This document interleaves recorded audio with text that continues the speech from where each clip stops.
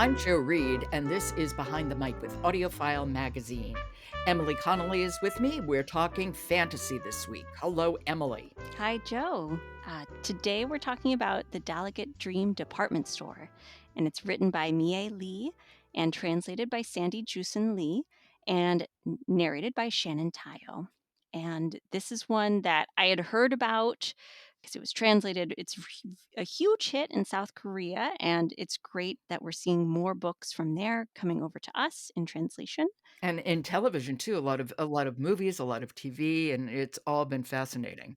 Yes, it was a very interesting book to read. So it's about this department store where people, when they fall asleep, can visit and find just the right dream for them to dream.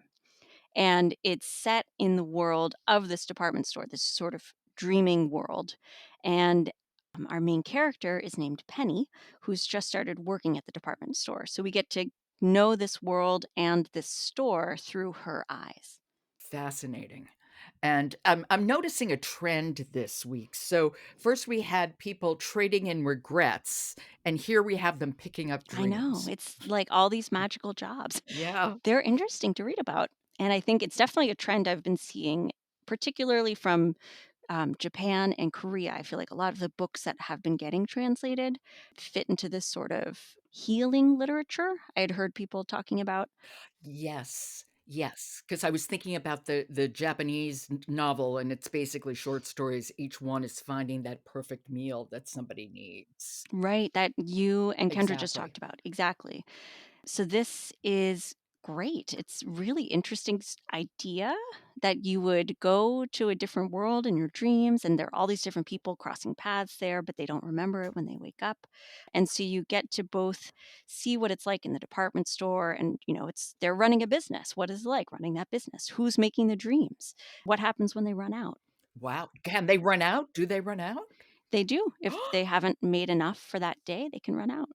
Whoa. Yeah.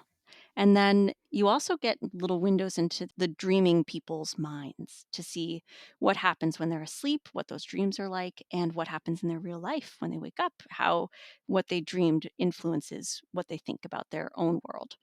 So it's really fascinating. And I think Shannon Tyo, it's a interesting book to narrate, I'm sure. It's a very she has a very gentle and soothing voice for it, but she can still keep you engaged. And I think Shannon does a really nice job with having a really gentle and soothing narration for the story, but still keeping you engaged with what's going on. Well, she narrates a lot of books for younger listeners, and I think you need to be able to do both. You have to be able to keep younger listeners engaged. Mhm. Yeah, that makes a lot of sense. And I think it's a lot of fun getting to hear her narrate all these different characters. We're spending most of our time with Penny, but we also get to see all these interesting people who are making the dreams. There's lots of different kooky coworkers that she has that are very big personalities. There are animals that go to the store to pick up dreams, which is Oh, also cool. yay.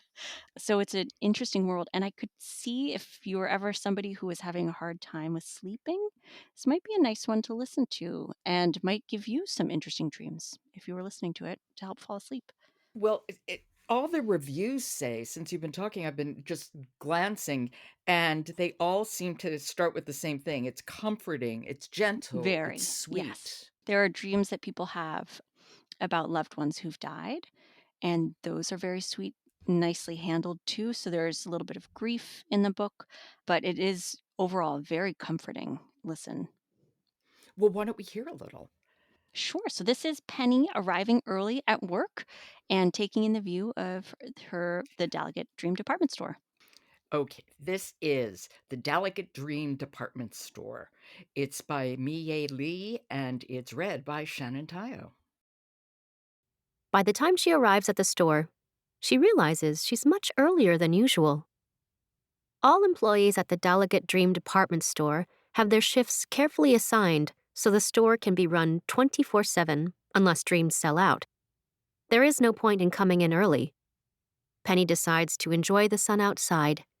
She looks up at the 5-story wooden building towering over the center of the city, the Dallergut Dream Department Store. The sight of it is indeed a marvel to behold when she's not at work. But her respite doesn't last long. Hey, Penny, glad you're early. Hurry up and come help us. The entrance bursts open, revealing Vigo Myers, the second-floor manager, shouting at Penny. He holds a half-squished peach in one hand and fans himself with the other. Oh, okay, answers Penny, feeling flustered as she enters the store. The entire store smells of tart fruit.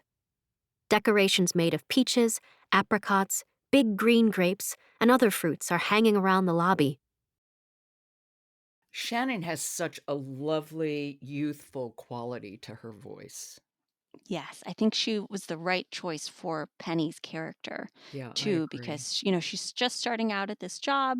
She's figuring everything out. She makes some mistakes, but everybody's really very kind and helps her find her way there. And, it's a lot of fun getting to listen to this unusual place where she's getting to work. And this is Miye Lee's first book, so kudos to her. It'll be interesting to see if she's I don't know, I didn't even look to see if she's written other ones in Korean that might get translated, but I will take a look soon. And that is The Dallergut Dream Department Store by Miye Lee, translated by Joosun Lee, and it's read by Shannon Tyo. Emily, 4 fantasies this week, but I know you have a ringer for tomorrow. Yes, something a little different for tomorrow. Okay, can't wait to talk to you. Talk to you then. All right, Joe. If you like Behind the Mic, leave us a rating, and don't forget to follow us on the platform of your choice. I'm Joe Reed. I'll talk to you tomorrow.